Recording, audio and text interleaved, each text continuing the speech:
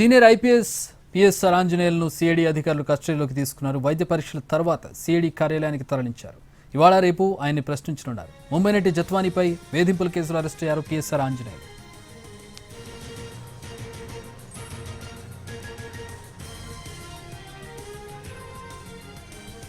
Senior IPS PSR Anjaneyulu CID అధికారులు కస్టడీలోకి తీసుకున్నారు. వైద్య పరీక్షల తర్వాత సిఐడి కార్యాలయానికి తరలించారు. ఇవాళ రేపు ఆయన ప్రశ్నించనున్నారు.